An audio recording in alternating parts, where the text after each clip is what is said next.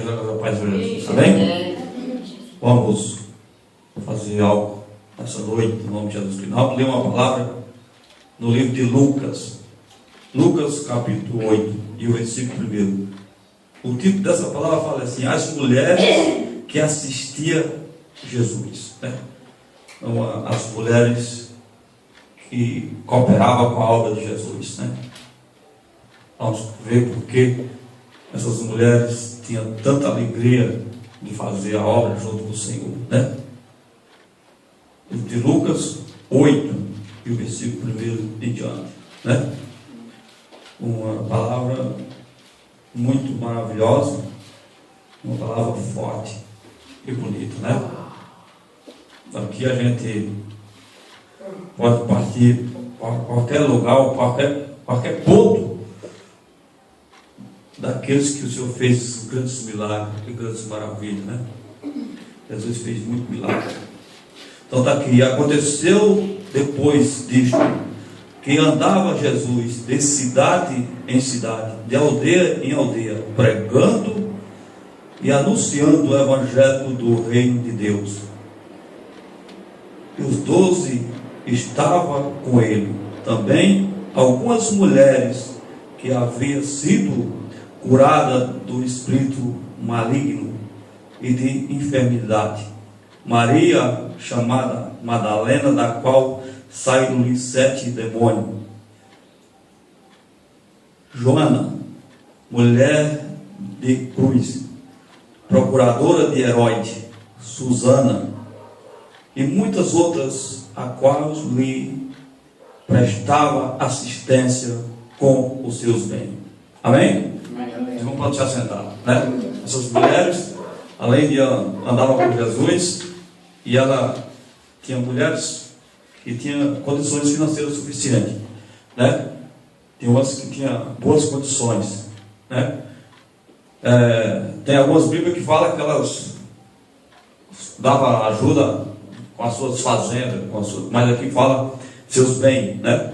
Ou seja, elas ficaram gratas ao Senhor por tão grande milagre que o Senhor o tinha feito em suas vidas. Então essas mulheres não arredavam o pé, estavam sempre presente, sempre andando com o Senhor e Salvador Jesus Cristo, assistindo. Ou seja, para onde que Jesus ia, essas varoas estavam com elas, não é? As mulheres que tinham o prazer de fazer a obra do Senhor e de viver para o Senhor Jesus Cristo, né? Sabemos que trazendo por dia de hoje poucas, né?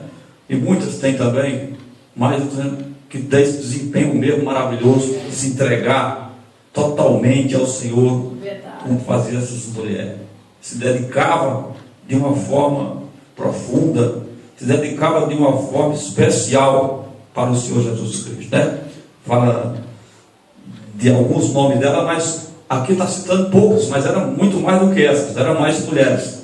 Tem algumas que o seu nome não está aqui, porque eram muitas mulheres que andavam junto com o Senhor, cooperando na sua obra, fazendo uso dos seus bens para a prol da obra de Deus, para ajudar o ministério de Jesus Cristo, para socorrer em todo instante, ali quando precisava de alguma coisa, estava ali essas varoas para socorrer financeiramente. Se o mestre precisasse de alguma coisa, ela estava lá para ajudá-lo, né? Então, que bom que a gente vê aqui esse desempenho de várias mulheres que amavam o mestre, que buscavam o mestre com toda a força, com toda a perseverança, né? Então, que coisa maravilhosa, né? Está bem escrito no 2. Também algumas mulheres que haviam sido curadas do espírito maligno e de enfermidade. Maria Madalena, né? Chamada Madalena, a qual saíram dela 7 demônios. Está vendo? Mulher que recebeu uma grande libertação, que era possuída pelo demônio, e ela recebeu essa cura da sua alma, recebeu essa vitória, né? E outras também que eram parentes de Herodes, né? E outras.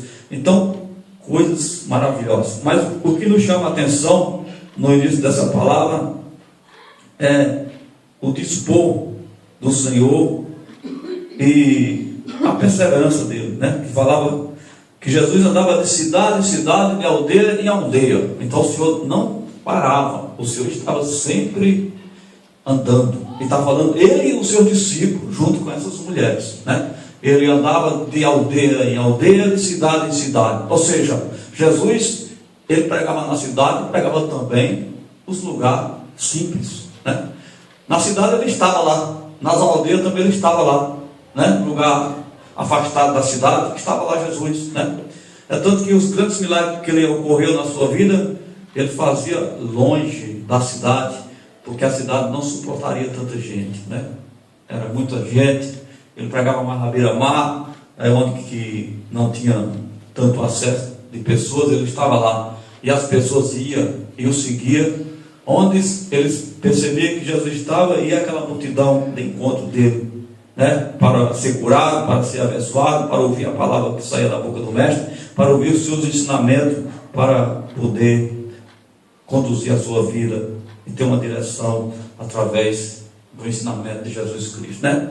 Sabemos que a palavra do Senhor é tão forte e tão maravilhosa que os saduceus, os fariseus, falavam abertamente e diziam: nós temos que dar um jeito nesse homem, que todas as pessoas que escutam a palavra que esse homem fala, ficam convencidos e querem seguir a ele. Então, veio esse problema, veio essa preocupação aos governantes daquela época, né?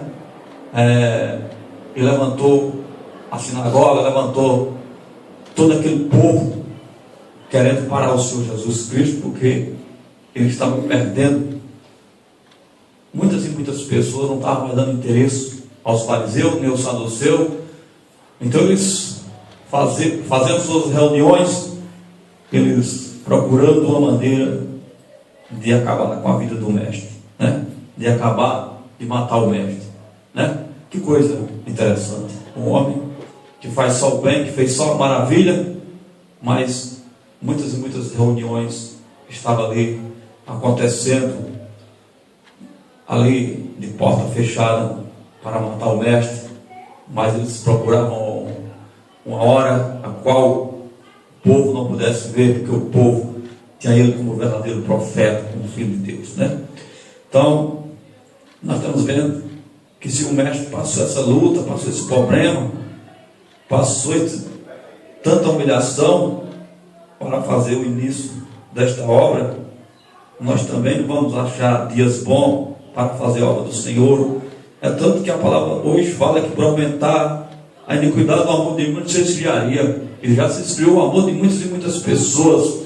Muitas e muitas pessoas não estão mais como essas mulheres que estavam ali com esse desempenho total, e com os seus discípulos que estavam junto com ele ali, levando a palavra do Senhor, e ali trazendo conhecimento, e curando e fazendo milagre e sinal de prodígio, aonde ele passava, aonde ele chegava, em qualquer cidade que ele colocava os seus pés, os grandes milagres aconteciam.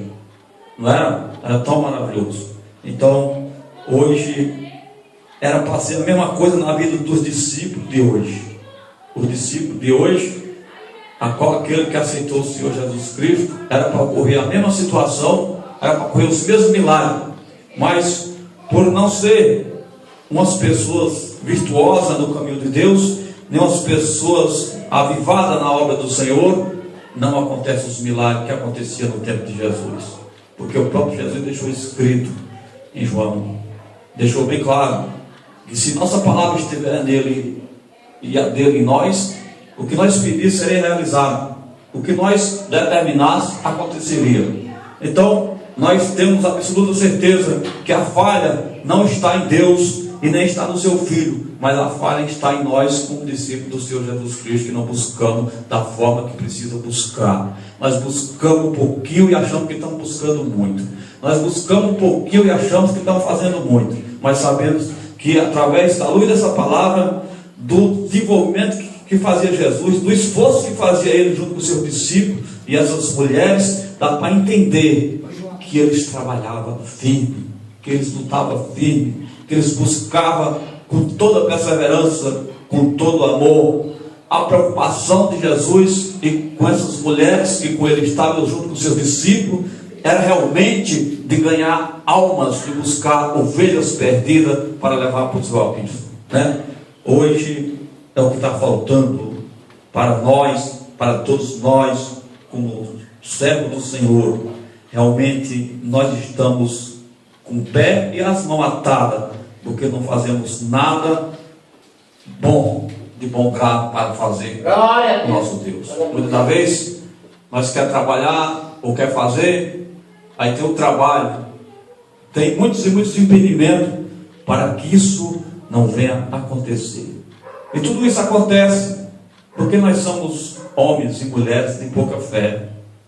Porque se nós tivéssemos fé, nós agia com a nossa fé e Deus supria cada um de nós naquilo que precisa para nossas vidas, e Ele ia nos garantir a nossa vitória, e nós ia ter o pão, ia ter a água, ia ter o mantimento e as vestiduras e os calçados para nós calçar. Ele ia garantir tudo isso sem precisar de nós se preocupar com o trabalho. Não é? Não é isso? Jesus realmente, ele tinha essas mulheres que o sustentavam com seus bens, mas Jesus realmente trabalhava. Jesus realmente fazia realmente o ímpeto do seu Pai. Eu tenho certeza que qualquer um de nós que estamos aqui nessa terra, se fizer o ímpeto do Pai dele, se buscar como Jesus buscou, acontece a mesma coisa. Do mesmo jeito que aconteceu com ele, acontece conosco. Aonde nós for, nós vamos ver os milagres acontecer. Onde que nós for, nós vamos ver as curas acontecer. Onde que nós for, nós vamos ver o inimigo se render aos nossos pés, porque somos do Senhor, e o Senhor vai nos honrar através da unção da sua palavra, né? O que precisa é nós ter fé de fazer isso. Eu vou dar um exemplo para os irmãos. Muitas das vezes você não sai nem na porta para ir convidar alguém para vir para a igreja, ou perguntar se alguém quer vir para a igreja, ou até mesmo sair nas ruas. Não importa. Jesus ia para as aldeias, saía nas ruas e fazia o seu trabalho. Jesus saía, porque ele sabia que alguma coisa ia acontecer. Se você tem fé e você sai, você vai sair e vai saber que alguma coisa vai acontecer também. O que precisa é sair e saber que você é um discípulo de Jesus. E quando o discípulo de Jesus sai, é para fazer um milagre, é para fazer algo, é para fazer algo que está baseado na palavra do Senhor. Aleluia. Algo que está escrito na Bíblia Sagrada, algo que foi deixado como exemplo para nós, algo que foi feito já por próprio Jesus e seu discípulo. Não tem negócio de dizer, não, mas no tempo de Jesus. Jesus disse que nós somos discípulos dele nos dias de hoje. Hoje você é um discípulo de Jesus, eu sou um discípulo de Jesus, nós somos um discípulo de Jesus. O que precisa é nós crer, porque eu tenho toda certeza absoluta que se você chegar lá de mão vazia, ele vai perguntar o que foi que você fez aqui, e é perigoso nós estar com a nossa salvação em risco. Porque se nós for analisar, ele deixou de exemplo na parábola dos talentos. Ele deu 2 a 1, e aquele que deu só 1, ele dividiu os talentos. E aquele que deu só 1 ficou com medo, enterrou o talento. E quando o Senhor veio, ele entregou o talento, e o Senhor não gostou. O Senhor falou que na palavra que lançaria nas trevas exterior, onde que há pranto e ranger de dente. Ou seja, aquele que não pegou o talento de Deus e não granjeou mais um, vai ficar devedor para Deus. Ou seja, o Senhor também dá exemplo da figueira, dá exemplo da árvore, que ele chegou lá e manchou fruto na árvore.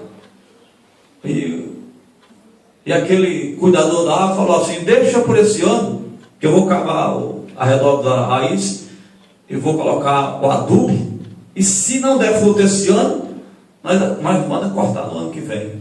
Isso é nós. Ele está falando com a gente. Ele falou em parábola, mas está falando com suas ovelhas. Ele Ele está falando com os seus discípulos. Ele está perguntando: o que é que vocês estão fazendo, meus discípulos, que não dá fruto? Nós temos que dar fruto. O que é que você está fazendo que não consegue dar um fruto? Só tem folhas, né? Mesma coisa. Muitos crentes hoje estão vivendo de aparência. Você vê de longe, todo terno bonitinho, todo arrumadinho, mas não dá fruto nenhum, né? Então só de aparência não vivemos, mas tem que viver de fruto. Nós temos que dar fruto. Nós temos que começar a dar fruto. Porque quem vai cobrar de nós é a própria palavra que está aqui. Vamos ter que pagar, porque o Senhor quer fruto. E se eu não estiver dando fruto, é que eu não estou ligado no Senhor. E se eu não estou ligado no Senhor, é se eu ligar no Senhor. Nós temos que saber, se não estiver ligado, nós temos que ligar no Senhor. Porque ele diz que toda ave que estiver ligada na ave mãe, nós somos gai e Deus é a ave central. Se eu estou ligado na ave central, a minha gai vai ter que dar fruto. Nós vamos ter que dar fruto. Não é? Então, Deus é o lavrador de que? Das aves. E ele disse que toda ave boa que dá fruto, limpa para que ele dê mais fruto. Mas a ave que não dá fruto, corta e lança fora. É considerado como uma lenha que é lançada no fogo para virar cinza. Então, o que o Senhor quer é que demos fruto. E qual é o fruto que o Senhor quer que você dê? Grande alma, buscar alma, lutar. É isso. Você é um empreendedor da obra de Deus. Nós somos um empreendedor da obra do Senhor. Nós somos a ovelha de Deus. Nós estamos a ovelha do Senhor. Nós temos que lutar para trazer ovelha para o Senhor, para que Deus possa se agradar de nós e possa ficar feliz com nós. Mas se nós não estamos conseguindo, o que está acontecendo? A falha não é de Deus, a falha é nós. É só nós se revestir, se preparar, né? Como os discípulos que foram expulsar a enfermeira, foram atrás de curar aquela mulher, mas Jesus não conseguiram. Jesus falou: por que foi que nós não conseguimos, Jesus? Eles, casca de demônio só sai com jejum e coração. Não? Então hoje estamos enfrentando as cascas de demônio. Então, para vencer casca de demônio tem que ser com jejum e coração, né? Os irmãos procurar uma hora, se acordar de madrugada, orar, nem que seja 5 minutos, 2 minutos você conseguir orar, já é para você e para a igreja, para que Deus possa usar você e também possa fortalecer a igreja, para que a igreja não caia e nem a igreja pereça, né? Menos 2 minutos e jejuar pelo menos uma vez por semana, né? Tentar fazer um jejum pelo menos uma vez por semana para você e a igreja, porque muitas vezes você ora por os outros e não ora por você, aí você cai. Então faz o jejum para você, para pedir a força a Deus, para você ser um bom louvador, um bom pregador, para você ser um bom ceifeiro na obra do Senhor. Não adianta você jejuar para 10, 20 e não jejuar para você. Você pede para os outros e você está vazio, você não tem nada para dar para ninguém. Então, primeiramente, nós temos que se encher, nós temos que ter para dar para as pessoas. Jesus tinha para dar para as pessoas, porque Jesus estava cheio. Mas por que Jesus estava cheio? Porque Jesus passava a noite no monte buscando. Você quer passar a noite no monte buscando? Você quer passar a noite em oração? Não, mas você quer passar a noite dormindo, comendo e bebendo. É fácil, né? Passar a noite comendo e bebendo é fácil demais. Agora eu quero ver você passar ali com o dentro trincado ali, fechado ali, sem beber água, sem tomar água, a noite inteira, dizendo: eu quero buscar o poder de Deus, a graça do Senhor. Aí Deus vai te encher. Deus só enche o crente se ele fizer essa loucura, se fizer isso, porque quando o mundo estiver chamando nós de louco, para Deus nós estamos preparados. Mas enquanto o mundo está dizendo: esse crente é bonzinho, esse crente, eu gosto desse irmão, essa irmã tem uma oração tão boa, essa irmã tem uma oração tão maravilhosa. Não, nós temos que ter fogo para destruir o mal. Em nome de Jesus, temos que ter autoridade do Divino Espírito Santo para que o inimigo venha parar e venha sair do nosso meio, do nosso caminho, e a vitória seja grande no nome de Jesus Cristo. Amém? Nós vamos ler também uma palavra no livro de Mateus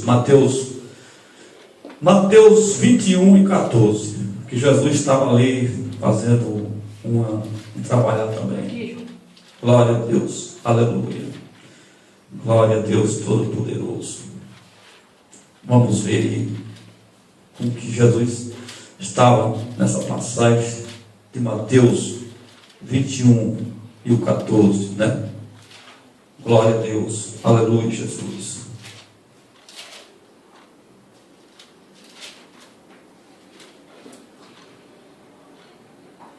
Amém?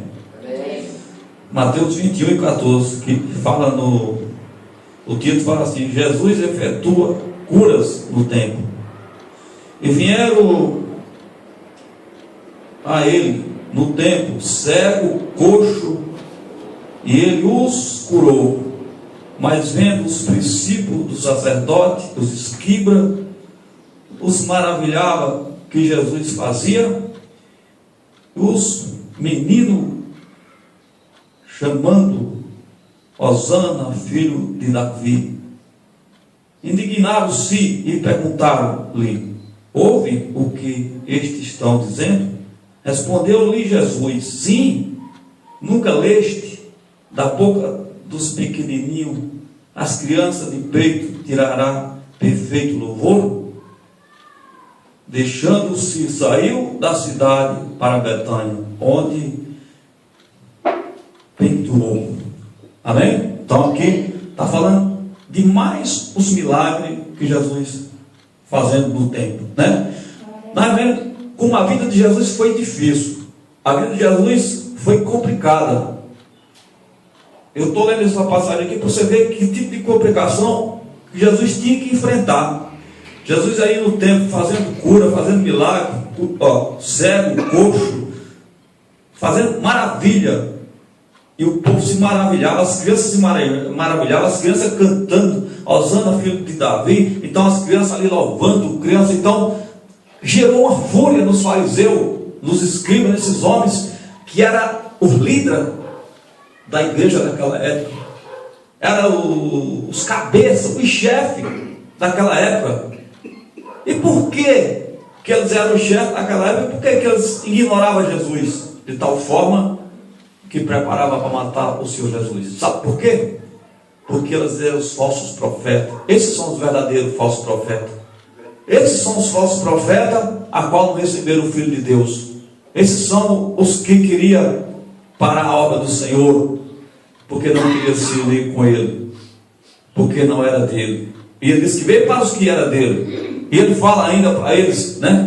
No livro de Mateus tem um discurso muito grande de Jesus, falando sobre os hipócritas, os fariseus, esse tipo de pessoas que tentaram parar seu ministério, né? Que tentaram enlamear a vida do Senhor Jesus Cristo. Tentaram, já pensou, fazer tantos milagres como Jesus estava fazendo aqui, tantas maravilhas, e saber que depois de tudo aquilo, tinha que enfrentar o desprezo daquele que se diz os maioral da casa de Deus naquela época, enfrentar o desprezo de todas aquelas pessoas que antes de Jesus eles eram o bambambam, porque enganava multidões e multidões. Mas quando Jesus chegou, desmascarou eles.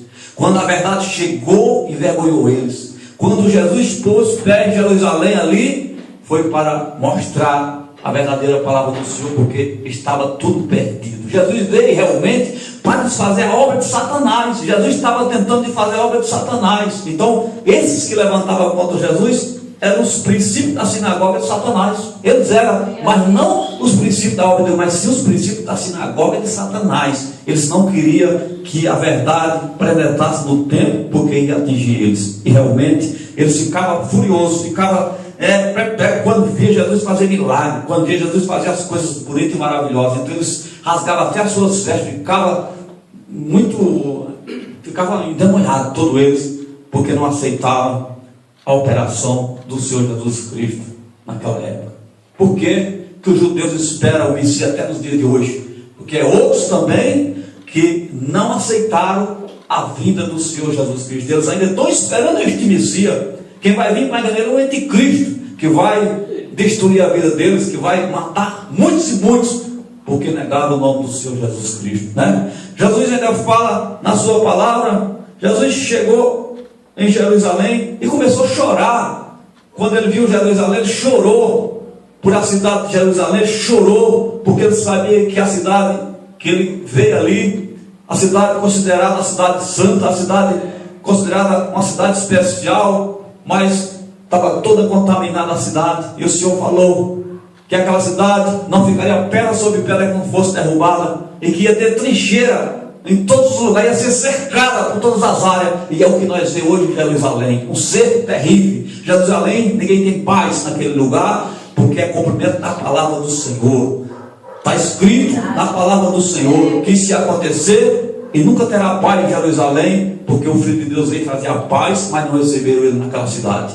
Não receberam a paz do Senhor Jesus Cristo naquela cidade. Não receberam ele, mas almiraram e mataram ele, né? Então, por isso que aquela cidade não tem paz e nunca vai ter paz, porque sabemos que a paz não vai ter uma paz completa neste mundo, porque o mundo já é maligno, mas sabemos que Jesus é a paz. Quem tem a paz de Deus, esse está feliz, né? Então, por isso que ele diz que a igreja do Senhor é o ser humano. Aqui é o tempo de ajuntar as pessoas, mas a igreja do Senhor é o ser humano, porque a igreja em si, que tem a paz do Senhor Jesus Cristo, ela é uma igreja preparada, é uma pessoa mansa, é uma pessoa no jeito ali, uma pessoa com tempero certo, é uma pessoa, não é insossa nem salgada, ela é no ponto certo, porque Deus é que controla a sua vida, Deus controla os seus passos, Deus controla os seus pensamentos, Deus prepara essa pessoa de uma forma que ele é diferente dos outros, porque o povo de Deus tem que ser diferente, né? Se não fosse para ser diferente, esses fariseus e saduceus, esses hipócritas dessa época que Jesus estava no templo, tinham tratado Jesus bem, mas Jesus era diferente deles. Jesus tinha a verdade e eles não tinham.